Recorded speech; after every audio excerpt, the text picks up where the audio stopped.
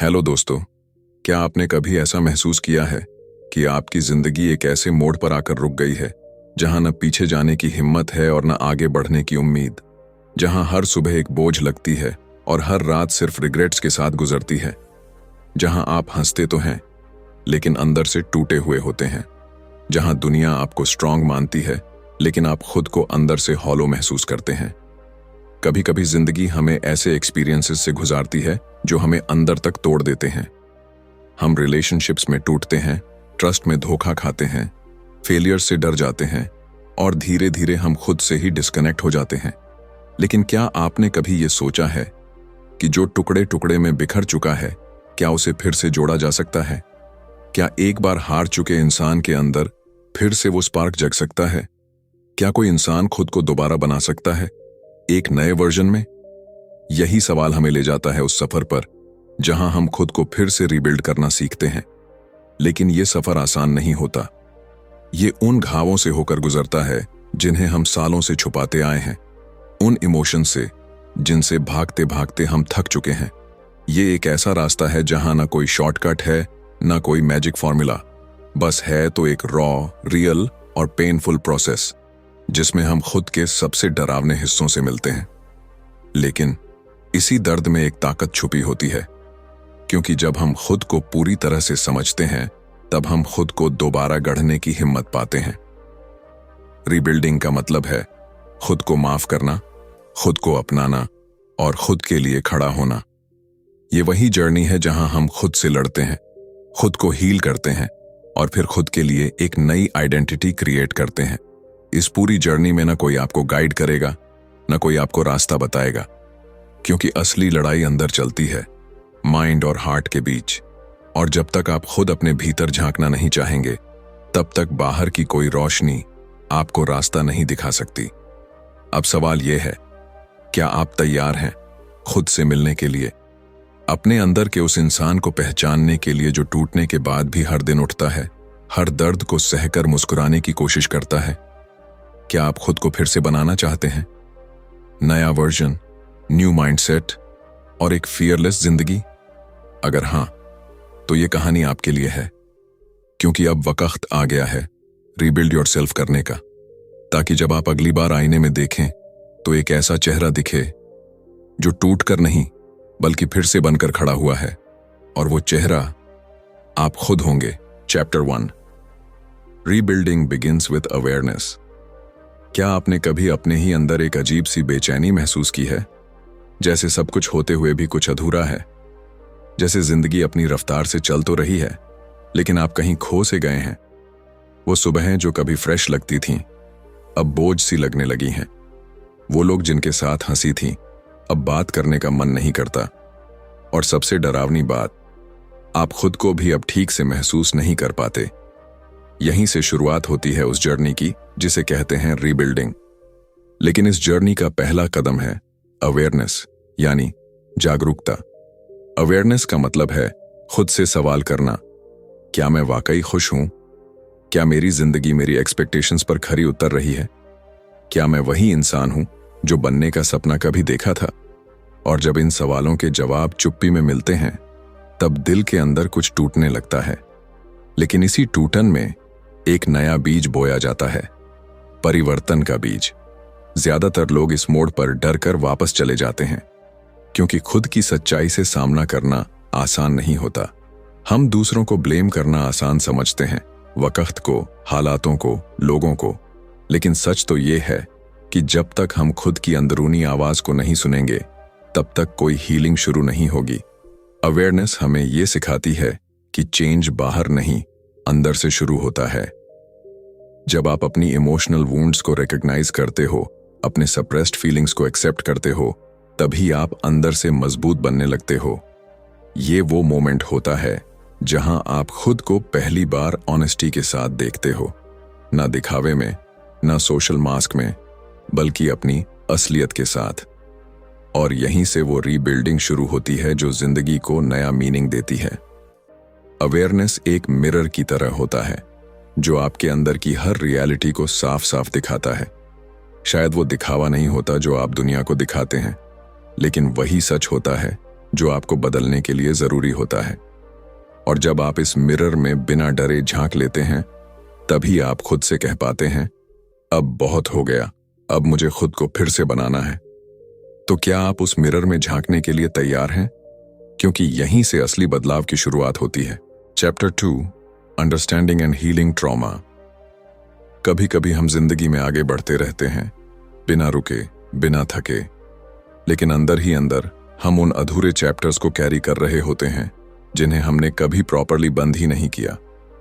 वो बातें जो बचपन में चोट बनकर दिल में घर कर गई थीं, वो लोग जिन्होंने हमारा ट्रस्ट तोड़ा, वो फेलियर्स जो हमें आज भी रातों को सोने नहीं देते, वो बातें जो हम किसी से कह नहीं पाए और धीरे धीरे खुद से भी छुपा लीं।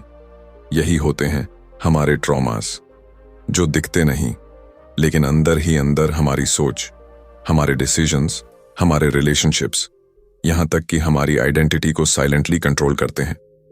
ट्रॉमा सिर्फ एक पेनफुल मेमोरी नहीं होती, ये एक ऐसा इनविजिबल पॉइजन होता है जो धीरे धीरे हमारी सोल को मारता है, बिना शोर किए, बिना किसी को पता चले। हम दूसरों को मुस्कुराकर फेस करते हैं, लेकिन अंदर से वी फील ब्रोकन। हम परफेक्टली नॉर्मल दिखते हैं, लेकिन इमोशंस के लेवल पर शैटर्ड होते हैं। और सबसे ज्यादा डरावनी बात यह होती है, हमें पता भी नहीं होता कि हम अंदर से हर्ट हैं। इसलिए हीलिंग का पहला स्टेप है समझना, अपने ट्रॉमा को पहचानना, उसे वैलिडेट करना, ना कि उसे इग्नोर करना या प्रिटेंड करना कि आई एम ओके। क्योंकि जब तक आप ये नहीं मानेंगे कि आप हर्ट हुए हैं, तब तक आप खुद को हील करने की परमिशन ही नहीं देंगे। हीलिंग कोई मैजिकल प्रोसेस नहीं है, ये एक पेनफुल जर्नी है, जहां आपको उन पेनफुल मोमेंट्स को रिविजिट करना पड़ता है जिनसे आप भागते आए हैं। शायद आपको रोना पड़े, खुद से लड़ना पड़े, कभी खुद पर गुस्सा आएगा, कभी गिल्ट महसूस होगा, लेकिन यकीन मानिए, ये हर इमोशन एक स्टेप है आपकी रिकवरी की साइड। और एक दिन ऐसा आएगा जब वही घाव जिनसे आप टूटे थे, वो आपके सबसे बड़े स्ट्रेंथ्स बन जाएंगे। ट्रॉमा को हील करने का मतलब है अपने पास्ट को एक्सेप्ट करना और उसे एक ऐसे चैप्टर की तरह बंद करना जो अब आपकी कहानी को डिफाइन नहीं करेगा, बल्कि आपको एक नए रास्ते पर लेकर जाएगा। क्योंकि असली फ्रीडम तब मिलती है जब आप अपने पास्ट को होल्ड करना छोड़ देते हैं। तो अगर आप आज भी अपने अंदर कहीं ना कहीं हर्ट महसूस करते हैं, तो खुद से कहिए, मैं अब और भागूंगा नहीं, मैं फेस करूंगा, फील करूंगा और फिर हील करूंगा। यही वो प्रॉमिस है जिससे आपकी हीलिंग जर्नी शुरू होती है। Chapter 3, letting go of what no longer serves you. कभी कभी हमारी सबसे बड़ी तकलीफ वो नहीं होती जो हमें किसी ने दी है, बल्कि वो होती है जिसे हम जाने नहीं दे रहे। पुरानी यादें, टॉक्सिक रिलेशनशिप्स, खुद से जुड़ी नेगेटिव बिलीफ्स, या फिर वो गिल्ट जो सालों से दिल पर बोझ बनकर बैठा है। हम सोचते हैं कि अगर हम किसी चीज को छोड़ देंगे तो शायद कमजोर लगेंगे, शायद लोग कहेंगे कि हमने हार मान ली। लेकिन सच ये है, लेटिंग गो कमजोरी नहीं, बल्कि सबसे बड़ी ताकत होती है। क्योंकि छोड़ना सिर्फ किसी इंसान को या किसी मेमोरी को अलविदा कहना नहीं होता, बल्कि ये खुद से ये कहना होता है, अब बहुत हो गया, अब मैं अपनी पीस की कीमत पर कुछ नहीं रखूंगा। हम अक्सर उस बैगेज को ईयर्स तक ढोते रहते हैं जिसने हमारी इमोशनल एनर्जी को खा लिया होता है। कभी किसी की बातों को भूल नहीं पाते, कभी किसी पुराने धोखे को दिल से निकाल नहीं पाते, और सबसे खतरनाक बात, हम अपनी वर्थ को उन्हीं एक्सपीरियंसेस से मेजर करने लगते हैं। पर क्या आपको पता है, आपका पास्ट आपकी आइडेंटिटी नहीं है, आपकी गलती आपका फ्यूचर डिसाइड नहीं करती। और सबसे जरूरी बात, कोई इंसान आपकी हैप्पीनेस का मालिक नहीं है। लेटिंग गो का मतलब है खुद को परमिशन देना आगे बढ़ने की। अपने हार्ट से ये कहना कि अब मैं तुम्हारी सुनूंगा, अपने माइंड से ये कहना कि अब मैं कंट्रोल नहीं, शांति चाहता हूं। शायद उस पर्सन को माफ करना आसान नहीं होगा जिसने आपको धोखा दिया था, शायद उस फेलियर को भूलना मुश्किल होगा जिसने आपकी पूरी सेल्फ कॉन्फिडेंस को हिला दिया था, शायद खुद को फॉरगिव करना सबसे पेनफुल प्रोसेस होगा। लेकिन याद रखिए, जिन चीजों को आप टाइट पकड़े हुए हैं, वहीं सबसे ज्यादा आपको नीचे खींच रही हैं। लेटिंग गो का मतलब यह नहीं कि आप कमजोर हैं, बल्कि इसका मतलब है कि आप अब उस पुराने वर्जन को पीछे छोड़ने के लिए तैयार हैं जो सिर्फ सरवाइव कर रहा था। अब वक्त है थ्राइव करने का। तो अगर आज भी आपके दिल में कोई ऐसा कोना है जहां कोई पुराना दर्द बैठा है, कोई ऐसा नाम है जिसे सुनकर आपकी धड़कनें तेज हो जाती हैं, कोई ऐसी गिल्ट है जिसे आप रोज साइलेंटली कैरी करते हैं, तो आज खुद से एक वादा कीजिए, मैं उस चीज को जाने दूंगा जो अब मेरी पीस, मेरी ग्रोथ और मेरी जिंदगी के रास्ते में आ रही है। क्योंकि जब आप छोड़ना सीख जाते हैं तभी आप उड़ना शुरू करते हैं। Chapter 4, embracing self love. क्या आपने कभी गौर किया है, जब हम किसी से प्यार करते हैं तो उन्हें उनके हर फ्लॉ के साथ अपनाते हैं, उनकी कमजोरियों को समझते हैं, उनके मिस्टेक्स को माफ करते हैं, लेकिन जब बात खुद की आती है तो हम अपने आप को सबसे कठोर सजा देते हैं। हम खुद से इतनी एक्सपेक्टेशंस रखते हैं जिन्हें पूरा करना इंसान के बस की बात ही नहीं, और जब हम उन एक्सपेक्टेशंस पर खरे नहीं उतरते तो खुद को ब्लेम करते हैं, जज करते हैं और धीरे धीरे खुद से दूर हो जाते हैं। पर सोचिए, अगर आप खुद को ही प्यार नहीं करेंगे तो दुनिया से एक्सेप्टेंस की उम्मीद कैसे करेंगे? सेल्फ लव कोई सेल्फिश चीज नहीं है, ये वो फाउंडेशन है जिस पर आपकी पूरी जिंदगी टिकी होती है। जब आप खुद से जुड़ते हैं, खुद को समझते हैं, तब आप दूसरों से बेहतर रिश्ते बना पाते हैं और अपनी इनर स्ट्रेंथ को अनलॉक कर पाते हैं। लेकिन सेल्फ लव का मतलब सिर्फ पॉजिटिव सोच रखना नहीं है। इसका असली मतलब है खुद को पूरी तरह एक्सेप्ट करना, अपने फ्लॉज के साथ, अपने गिल्ट के साथ, अपने स्कार्स के साथ। जब आप आईने में खुद को देखते हैं, क्या आप उस इंसान को अपनाते हैं जो सामने है, या फिर सिर्फ उसकी कमियों को गिनते हैं? सेल्फ लव तब आता है जब आप खुद को माफ करते हैं, उन डिसीजंस के लिए जिनका पछतावा है, उन लोगों को मौका देने के लिए जिन्होंने आपको हर्ट किया, और उन दिनों के लिए जब आप खुद को स्ट्रांग नहीं रख पाए। ये प्यार उस दिन बॉर्न होता है जब आप खुद से कहते हैं, मैं परफेक्ट नहीं हूं लेकिन लवेबल जरूर हूं। जब आप अपनी जिंदगी के हर वर्जन को एक्सेप्ट करते हैं, चाहे वो टूटा हुआ हो या लड़ता हुआ, चाहे वो खोया हुआ हो या फिर से बनने की कोशिश में हो। सेल्फ लव का सबसे बड़ा गिफ्ट है फ्रीडम। आप एक्सपेक्टेशन से आजाद हो जाते हैं, कंपैरिजन से आजाद हो जाते हैं, और सबसे जरूरी वैलिडेशन की जरूरत से आजाद हो जाते हैं। अब आपको किसी के तुम अच्छे हो कहने की जरूरत नहीं होती, क्योंकि अब आपने खुद से कहना सीख लिया है, आई एम इनफ। तो आज थोड़ी देर के लिए दुनिया की बातों को म्यूट करो और अपने दिल की सुनो। क्या वो नहीं कह रहा, मुझे भी थोड़ा प्यार चाहिए तुमसे ही? क्योंकि सबसे मजबूत इंसान वही होता है जो टूटने के बाद भी खुद को गले लगाना नहीं भूलता। Chapter 5, cultivating emotional resilience. क्या आप जानते हैं कि जिंदगी में सबसे ज्यादा एडमायर्ड इंसान कौन होता है? वो नहीं जो कभी गिरा नहीं, बल्कि वो होता है जो हर बार गिरने के बाद भी और ज्यादा मजबूती से उठा। क्योंकि असली ताकत मसल्स में नहीं, मन में होती है, और उस ताकत को कहते हैं इमोशनल रेजिलियंस। इमोशनल रेजिलियंस का मतलब ये नहीं कि आप कभी दुखी नहीं होंगे या फिर आपकी जिंदगी में कभी प्रॉब्लम्स नहीं आएंगी, बल्कि इसका मतलब है जब मुसीबत आए तो आप टूटे नहीं, झुके नहीं, बल्कि उसी दर्द को ताकत में बदल दें। बहुत बार हम सोचते हैं कि अगर हम रोते हैं, अगर हम अंदर से हिल गए हैं, तो शायद हम कमजोर हैं, लेकिन ये सच नहीं है। इमोशंस को फील करना कमजोरी नहीं, इंसानियत की सबसे गहरी पहचान है। रेजिलियंस तब आती है जब आप अपनी इमोशंस को दबाते नहीं, बल्कि उन्हें समझते हैं, एक्सेप्ट करते हैं और फिर उनसे ऊपर उठते हैं।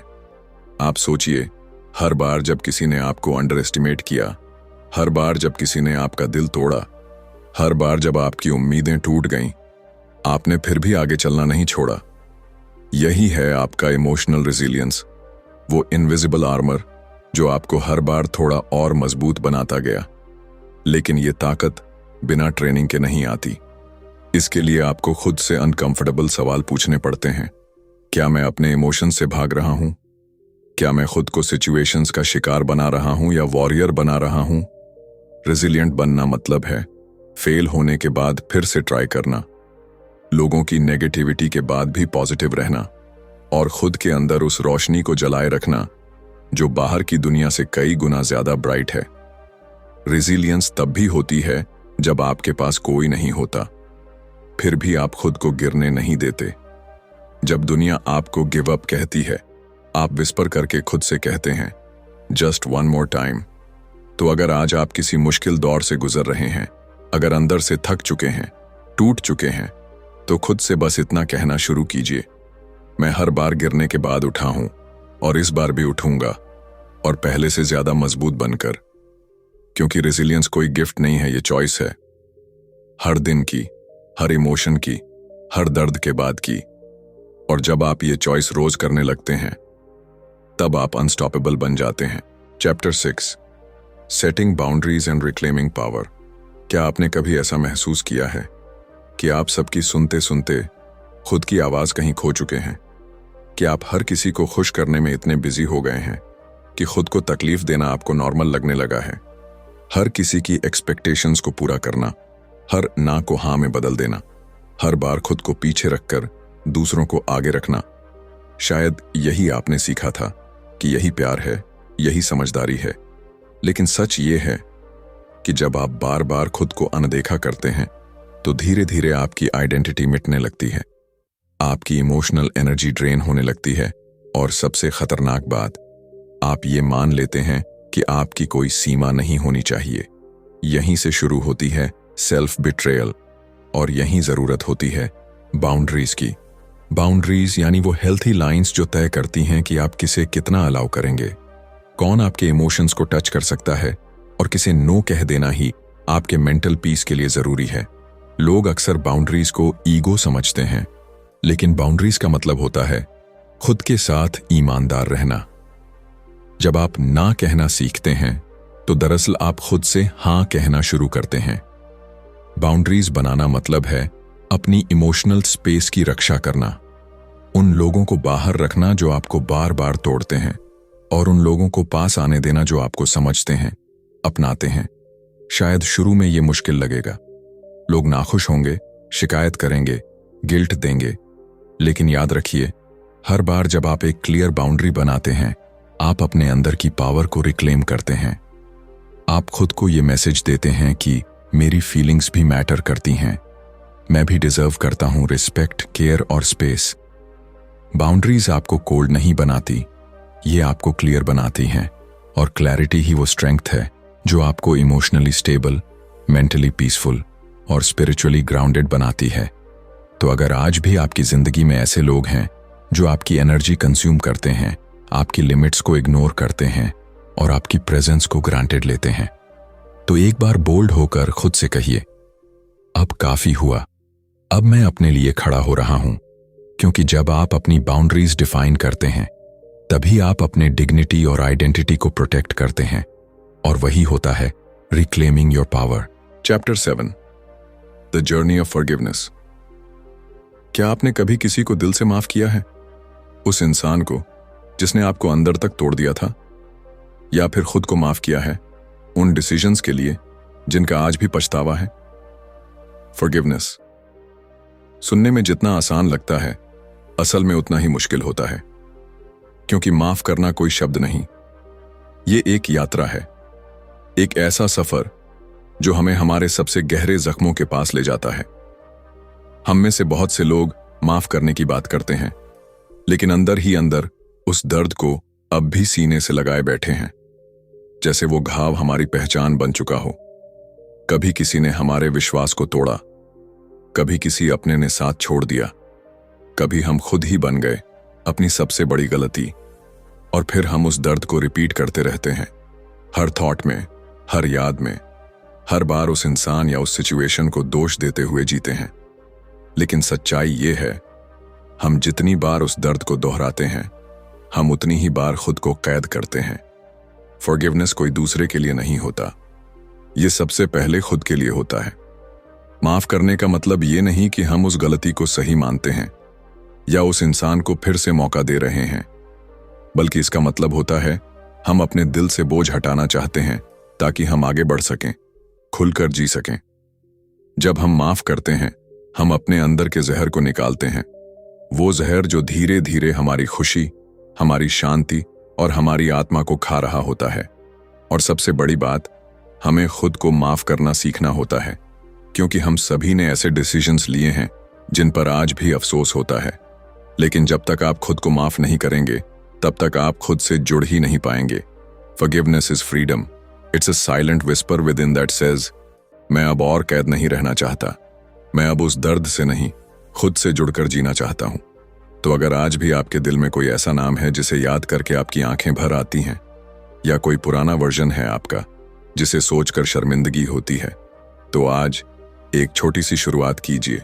खुद से कहिए, मैं माफ करता हूं उन्हें भी और खुद को भी, क्योंकि मैं अब आजादी चाहता हूं, पूरी सच्चाई के साथ जीना चाहता हूं।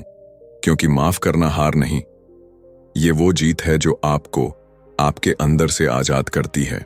Chapter 8, living authentically and fearlessly.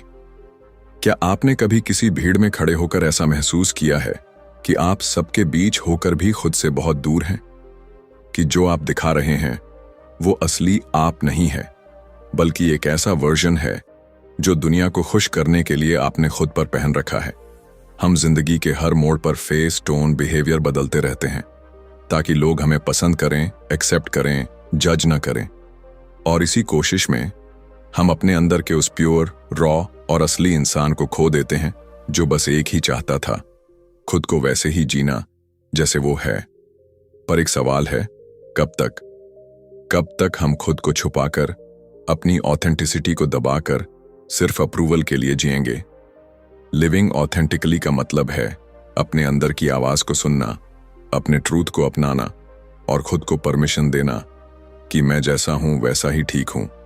और ये रास्ता आसान नहीं होता, क्योंकि जब आप अपने असली रूप में जीते हैं तो लोग चौंकते हैं, कुछ नाराज होंगे, कुछ दूर हो जाएंगे, कुछ कहेंगे तुम बदल गए हो।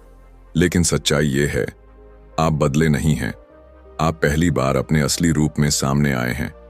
ऑथेंटिक लाइफ जीना मतलब है ना कहने की हिम्मत रखना, अपनी वैल्यूज पर टिके रहना और अपने डर को फेस करते हुए भी आगे बढ़ते जाना।